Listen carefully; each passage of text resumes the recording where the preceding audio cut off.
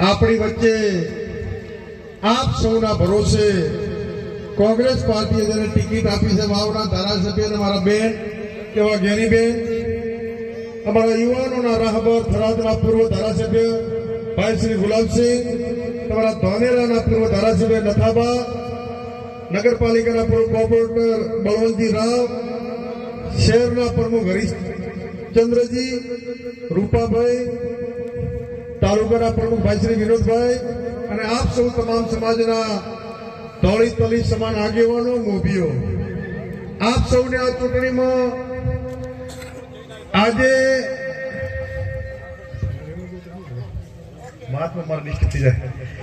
આપ સૌને આજે શરૂઆત બળવંતજી ઓ રાવજી,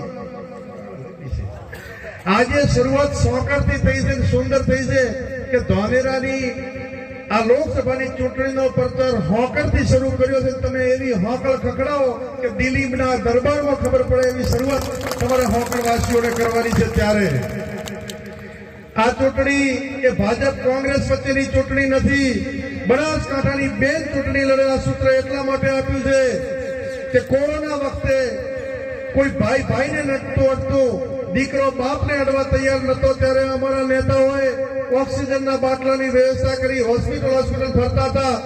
અને એક ચૌહાણની બાઈ હતી, બીમાર હતી, બેન ગયા, એમને કીધું તમે કેમ રડો છો, આંખમાં હું હતા, ત્યારે બેને એમને પૂછ્યું, ત્યારે એમણે કીધું કે બેન મને મોતની નથી પડી. બેને કીધું કે ઓક્સિજનનો બાટલો લાવી દીધો, તમે ચિંતા ના કરો.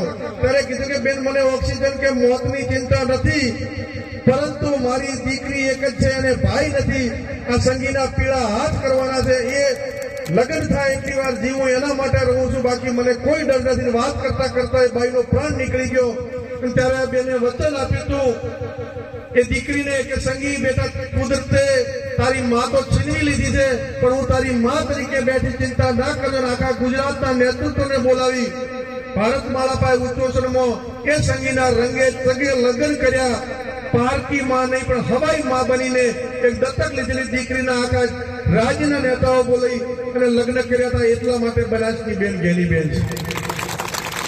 ત્યારે આપ સૌને અઢારે આલમને વિનંતી, આપ સર્વ સમાજના ઉમેદવાર છે.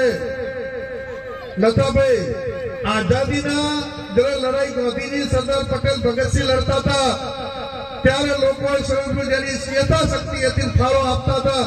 એ આઝાદી અપાવી. એ જ રીતે આ વખતે બળવંતજી પહેલી વખત એવો બનાવ બન્યો છે, મને તો યાદ છે, તમને કોઈને યાદ હોય તો, કે લોકસભાના ઉમેદવાર લડતા ગામો ગામ લોકો 11 રૂપિયા, 51, 500, 1000 લોકો પૈસા આપીને ચૂંટણી લડાવી રહ્યા છે. ત્યારે બનાસની બેન જ્ઞાનીબેન એટલા માટે કહેવાય કે સમીરપુર બનાસકાંઠાના લોકો લડી રહ્યા છે આ ચૂંટણી. તમે સૌ સમજી રહ્યા છો કે અન્યાય સામે બનાસકાંઠાને આઝાદી અપાવવા માટેની ચૂંટણી. નથાભાઈ, અભિનંદન આલો ચૌધરી સમાજના આગેવાન અણદાભાઈ ને જેટલા અભિનંદન આલો એટલા ઓછા.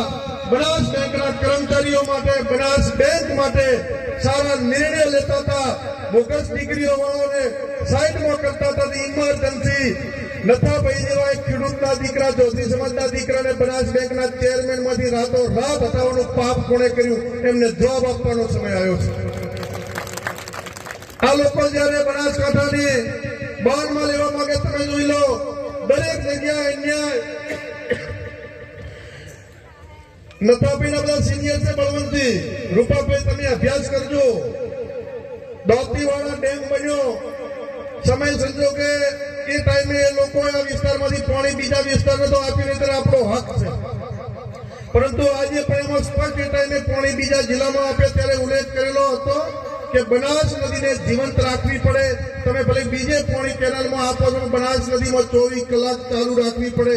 એની જગ્યાએ બનાસ નદીને ચાલુ પણ નથી રાખતા. અને લડાઈ લડવા માટે બનાસ નદીનો વેણ એ બાજુથી બંધ કરાવીને ધાનેરા વિસ્તારથી કરીને દોતીવાડા સુધી કે થરાદ સુધી લઈ જવા માટેની લડાઈ લડવાની છે. અને તમારી પાણીની લડાઈ દમની સાથે આ બધા આગેવાનો લડશે. એના માટે તમારે સૌએ મેદાને પડવાનું છે. ત્યારે આપ સૌને વિનંતી કરું કે જ્ઞાનીબેન કેમ? જ્ઞાનીબેન એટલા માટે કે આખા જિલ્લાનો હોય, રાજ્યનો હોય, તમામ લોકોને દબાવવાની રાજનીતિ થઈ રહી છે. ત્યારે તમારો અવાજ ઉપર કોક તો હોવું જોઈએ ને.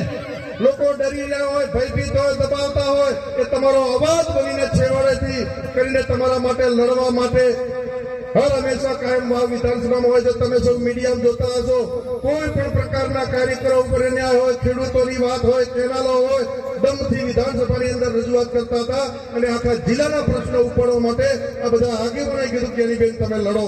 આ જિલ્લાના ભવિષ્ય માટે જયારે લડવાનું છે ત્યારે આપ સૌને વિનંતી કરું છું. તમામ સમાજોને આ ગામમાં દલિત સમાજ, માલધારી સમાજ ને ઠાકોર સમાજ અને બીજા નાના મોટા સમાજો થઈ 1300 નું મતદાન છે. ત્યારે ખાસ તમને વિનંતી કરું છું કે આ વખતે 100% કરી દો.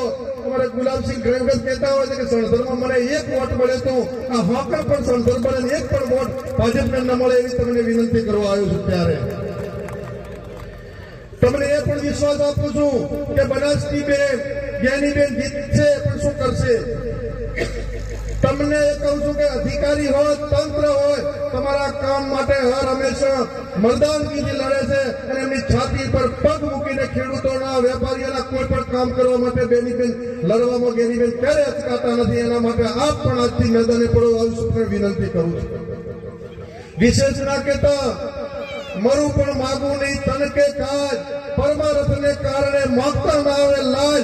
એક માલધારીના દીકરા તરીકે તમારી પાસે ખોળો પાથરું, ખોળાની લાજ તમે સૌ કોઈ રાખો એવી આપ સૌને વિનંતી કરું છું. એટલે ખાસ તમારા માલધારી સમાજને કહું છું કે સમાજ માટે હર હંમેશા આ બધા બેઠા ખબર છે કે જ્યાં જ્યાં જરૂર પડે કાળી રાતે તમારા માટે મરવાનું છે, જીવવાનું છે. તમારા માટે તમે ચિંતા ન કરતા એનો તમારા ભરોસે જજુમી જાઉં છું. તમે પણ મારી લાજ રાખશો એવી તમને વિનંતી કરું છું. વિશેષ ના કહેતા 7મી તારીખે સૌથી વધુ વોટ આપીને આ ગામની પેટી નીકળે ત્યારે એમને એમ થાય કે સણધરનો બદલો હોકડે લીધો છે. એ શબ્દો સાથે આપ સૌનો ખૂબ ખૂબ આભાર. જય હિન્દ, જય ભારત.